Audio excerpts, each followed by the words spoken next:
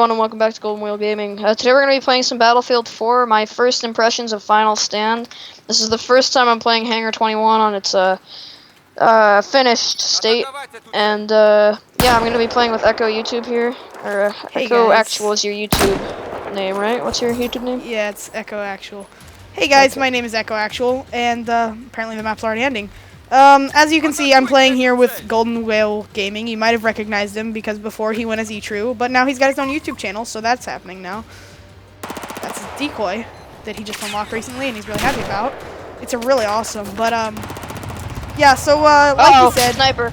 like you said, Right we're out there. going to be talking about Final Stand and how I want to talk about how everybody's kind of not correct with how it's it's unbalanced and whatnot. I don't agree with anybody there because really I can see the balance. I can see how people think they're overpowered, but they're not. Yeah. They're So balanced in such a way that who's gonna get the kill? Oh man! Oh sweet, I got him. God again. All right, You so did that with an M48A5. yeah. Props to you. Yeah, I was using that thing pretty ham. Stinks. Okay, so anyways, guys, while we're in this loading screen, let's talk about this real quick. I see the Rorschach as a pretty good battle pickup, and really everybody's saying it's overpowered and it's too powerful. Here's the thing, it's very powerful. That's because it's a battle pickup. That's why it's not a primary or a secondary or anything like that. It's got a really slow reload time, and if you shoot, if there's a group of 2 people coming up on him and they're really close, he's definitely gone, unless they're really bad or something. Like if they just miss all their shots or something. But really, you've got the huge advantage in that scenario, so you shouldn't have that happen. So like really, I'll list the ways that DICE chose to balance it. One, they made the scope and this is discussed on many other YouTubers' channels. You can go over there, but if you just happen to be here, welcome. The scope magnification is crazy high. It makes it so that you can't just go into close quarters, time your shots right, and like splash damage on some close quarters area and get 7 kills. It also has an absurdly long reload time. It's not even absurd. It's reasonable because they balance it. What is it? 4 seconds maybe even 7. What is it? 4. Wow, that's a pretty big jump, 4 to 7. But yeah, it's a pretty long reload time. You open it up, you pull you just put another bolt into it and you slam it down, and that takes a really long amount of time. So in that period, there's a big chance for you to get killed. I unlocked the Mav in the last thing there. So yeah, there's a huge chance that you're gonna get killed, and honestly, I just feel like it's pretty decent weapon. I feel like there's good things to it and there's bad things, and really, it's a really good weapon for defending. I feel because it's pretty good on damage. It does a really good amount of damage on vehicles and whatnot like that. So yeah. And another thing that I don't know if it's very controversial, but I've got a pretty good opinion on it from a few uses, is the XD1, which is that little tiny, like, hovering... I've experienced firsthand the balance to that thing. I was using it, I got about 3 kills before the battery life ran out, which is one of the factors of balance. It's got a pretty short battery life. Yeah. But the flash, the muzzle flash you experience when you use that, it blinds you so much you have to use short little bursts, which is enough time for your enemy who you're shooting at to realize, oh crap, I'm getting shot at by an XD1, because you can really recognize it. Oh crap, I'm getting shot at by an XD1, I'm gonna go hide. Yeah. And it gives them enough time, and that's that. Yeah. And, like, the thing about that is the battery time really is one of the biggest things, like you said, because really, if you're trying to go across the map, I was flying from one flag to another on Hammerhead, and I lost all my battery. Oh, I thought I could hit that guy. I was so close, he was parachuting. But anyways, I lost almost all of my battery. It didn't last at all. So it's really, oh, darn it, I'm horrible with this Suave. It's really just like, I don't know. I can't really say much more. The battery is one of the things that balances it, and it balances it so well that I don't feel like they're gonna have to nerf it. I bet it's going to, though.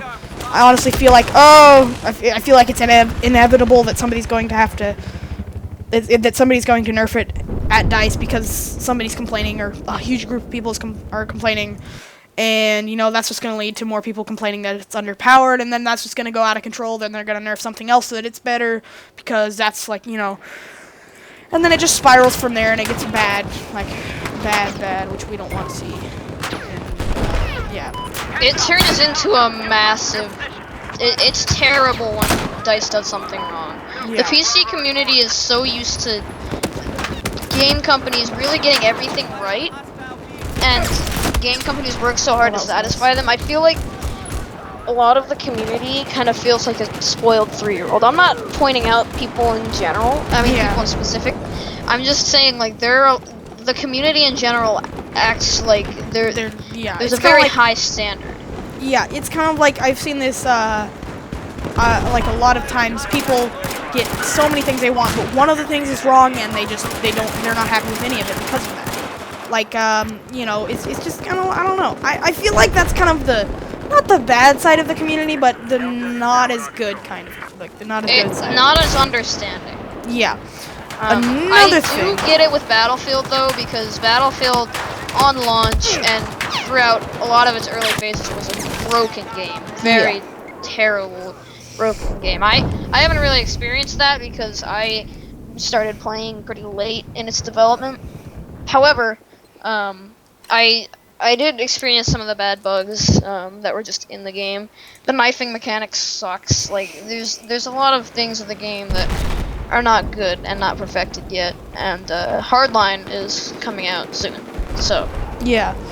One more thing here, the little mounted turrets, I don't think there's much to talk about with them, but in case you were wondering, I feel like they're perfect. It's really spread out now, I feel, from the, it's got a pretty good spread. They fixed it. The CTE, they had it really overpowered. I said they didn't want it to work the way it did. They fixed it, and now it's not at all overpowered or anything. That was weird, I couldn't move for a second. Anyways. Yeah, I really feel like there's nothing really to talk about in the DLC with balancing and whatnot. I feel like it's fine. I feel like this has been their best DLC yet with all of these kind of things. Yeah, the balancing in the DLC, in my opinion, is the best that they've done. And I'm really enjoying the maps so far as well, because I haven't played all of them. I have to play Operation Whiteout still, but I'm really enjoying these. And another thing, the attachments. They didn't add any weapons in here, except for one, which we'll talk about in a little bit. They added the new attachments, the distraction device, whatever you want to call it, that we showed off earlier. And they've also got the target detector, which when you look at someone for a few seconds while you're aiming down sight, I'm pretty sure it just automatically spots them. And I really wanted to show you guys this. It is a beautiful thing, because I'm so used to having my finger on the Q button while I'm walking without aiming, because I'm just spamming it. Like, you can just hear me clicking and clacking it all the time, and that's really have to become a habit for me from this game. I do the same thing. If I feel out in the open or vulnerable, I just spam the Q button so much. It's absurd. And this thing really reduces the need for that, because if I'm aiming somewhere, it spots them for me. And I mean, there's not much to say other than that. That's what it does, and it does it so well that I have just enjoyed it so much. It's like a gift from the gods. Not even kidding. I'll just walk in an area, and just right there, wasn't even tapping, and that guy just appeared. I don't know if you saw it, but there's 2 enemies right there.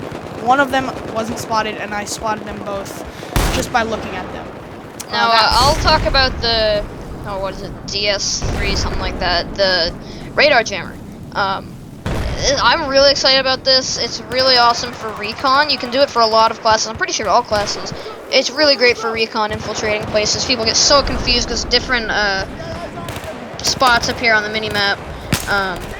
Yeah, that's all there really is to say. I picked up this XD1 just now. I'll talk about the radar jammer in just a second, but I just picked up this XD1, one of the new battle pickups, and what a lot of people think is overpowered. But here's what I'm pointing out. Like I pointed out recently, the flash is insane.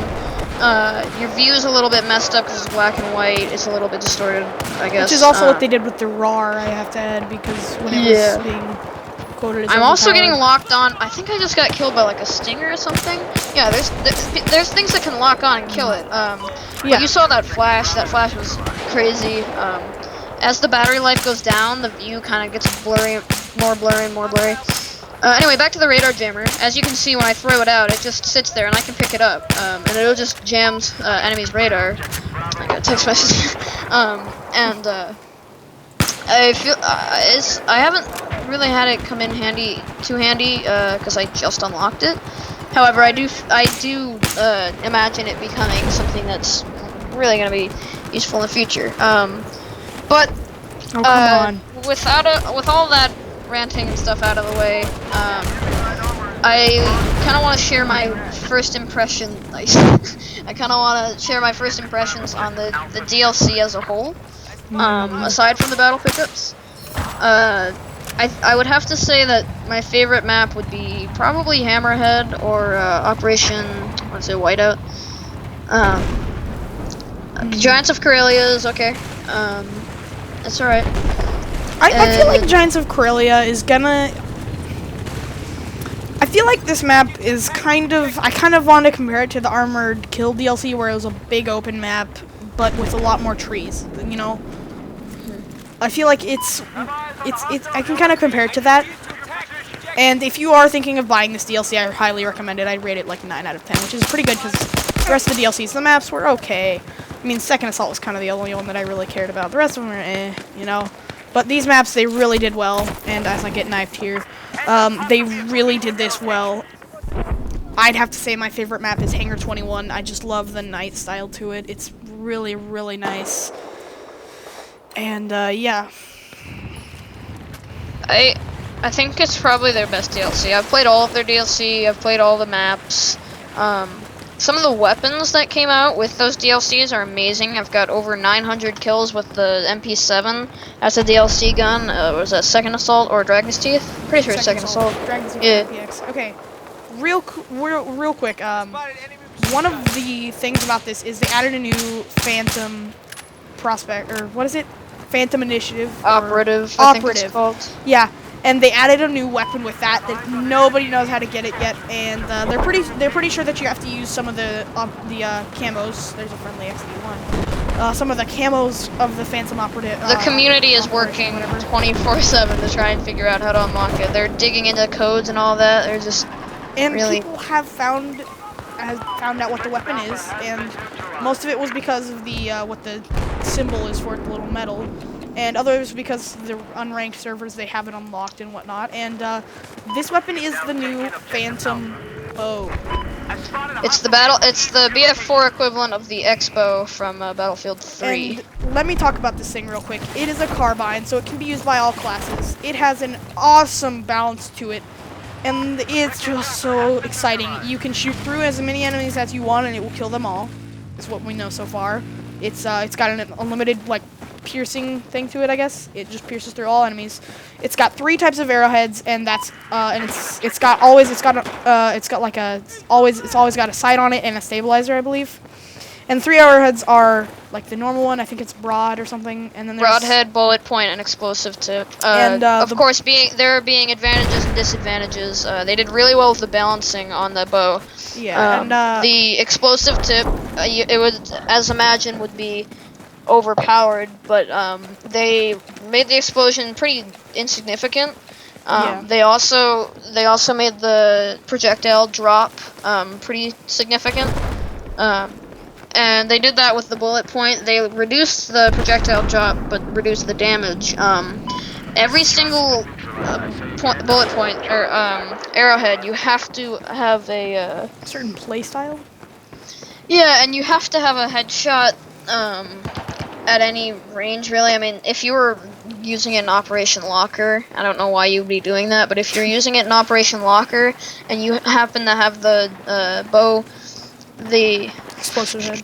Yeah, if you had it pulled back and ready to go, you'd be set to do a chest shot kill to someone who didn't have the defensive perk. And you can go watch Russian Badger. The Russian Badger has a really good video on the damage done on different parts of the player. Yeah, he does. And yeah. Oh crap, this guy's getting the SD1, or XD1. No, please. Okay. Oh, is that the XD1? Can I use it? I want to show some footage. Yeah. Alright. I'm gonna be up here, or under here, so. Let me see it, bruv. Overall, good job, DICE, on this DLC. I enjoyed it.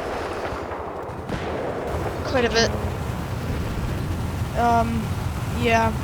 So as you can see, you guys, this XD one, it's got a huge muzzle flash on it, and it is crazy, crazy, crazy. I'm gonna come over here and try and... No, he's dead. Let's see if I can get a kill. Yes. So as you can see, this is a pretty great little,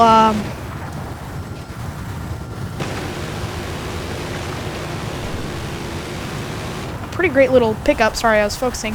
And as you can see in the third person, it's really cool with all the little jets and everything. I really like that. Let's get this guy here. But, yeah, it's pretty awesome. I gotta admit, I'm really enjoying this DLC. So if you haven't got it yet, I really recommend getting it. And, yeah, as you can see, the battery goes low. I think it it's beeps. one of the few DLCs that would be worth $15 if you don't have premium. Is that how much it costs? 15?